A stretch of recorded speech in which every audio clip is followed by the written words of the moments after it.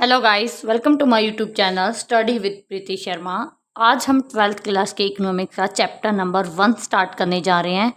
इसके रिगार्डिंग मैं आपको each and every point clearly define करूंगी। तो चलिए हम चैप्टर नंबर 1 को स्टार्ट करते हैं।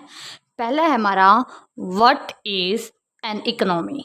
इकोनॉमी क्या होती है? इकोनॉमी का मतलब है हमारा यहाँ पे ग्रुप ऑफ इकोनॉमिक एक्टिविटीज़। मतलब हम कह सकते हैं इकोनॉमी का मतलब यहाँ पे क्या होगा? इकोनॉमी होता है group of economic activities. Group of economic activities. Economic activities कौन सी एक्टिविटीज होती हैं? All those activities which are related to income and profit are known as economic activities. वो सारी क्रियाएं जो आपकी धन से संबंधित होती हैं इकोनॉमिक एक्टिविटीज के अंदर आती हैं। इसीलिए कोई भी बिजनेस करना, एम्प्लॉयमेंट करना या आपका प्रोफेशन वर्क करना इकोनॉमिक एक्टिविटीज़ है। और इकोनॉमी होता है आपका ग्रुप ऑफ इकोनॉमिक एक्टिविटीज़। अब है हमारा features of the Indian economy at the time of independence. Independent के टाइम पे हमारी इकोनॉमी की क्या हालात थी, क्या सिचुएशंस थी, वो हमें बतानी है। तो पहला है हमारा फीडर इकोनॉमी। फीडर का मतलब क्या आता है? वो इकोनॉमी जो किसी दूसरी कंट्रीज़ को फीड करती रहती है। तो इंडिपेंडेंट से पहले या इंडिपेंडेंट के टाइम पे हमारी इंडिया की इकोनॉमी ब्रिटेन इकोनॉमी को फीड करती रहती थी।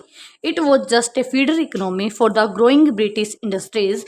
India was supplying raw material for the last growing British industries and was also a ready market for machine made British product.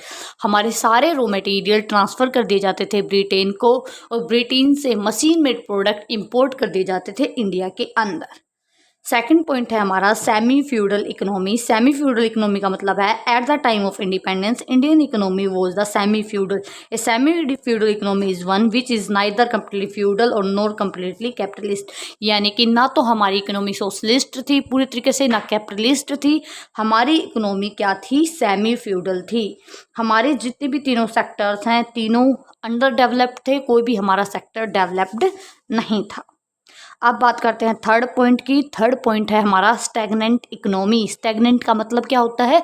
रुकी हुई। हमारी इकोनॉमी की ग्रोथ बिल्कुल रुकी हुई थी। हमारी इकोनॉमी की कोई भी डेवलपमेंट नहीं हो रही थी इंडिपेंडेंट के टाइम पे। लेकिन एट प्रेजेंट में बात करें तो इंडिया की इकोनॉमी सबसे ज़्यादा फास्ट ग्रो होने वाली इकोनॉमी है। बिकॉज एट प्रेजेंट पे इंडिया की इकोनॉमी की ग्रोथ रेट कितनी है? 6.2%, जो कि वर्ल्ड की सबसे फास्टेस्ट ग्रोइंग इकोनॉमी बन चुका है इंडिया। फिर आता है आपका next point under developed and backward economy. Independent के टाइम पे हमारी इकोनॉमी अंडर डेवलप्ड थी बिकॉज किसी भी टाइप की कोई भी टेक्निक हमारे बिजनेस के अंदर यूज़ नहीं की जाती थी। At the time of British rule India economy was under developed and backward. And under developed economy is one which level of per capita income and living standard is low. हमारा living standard per capita income बहुत ही कम थी। अगर हम बात करें पर capita income कितनी थी तो 1947-48 में हमारी पर कैपिटा इनकम कितनी थी? It was ₹230 in 1947-48। People were very poor, बहुत ही पुअर थे।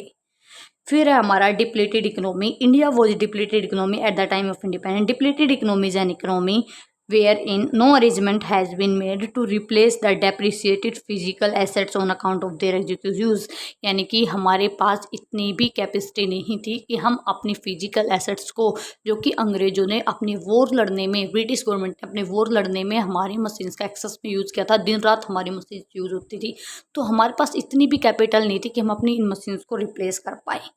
फिर है हमारी डिपेंडेंट इकोनॉमी। इंडिया की इकोनॉमी बिल्कुल डिपेंडेंट इकोनॉमी हो चुकी थी बिकॉज हम दूसरी इकोनॉमीज पे डिपेंडेंट थे।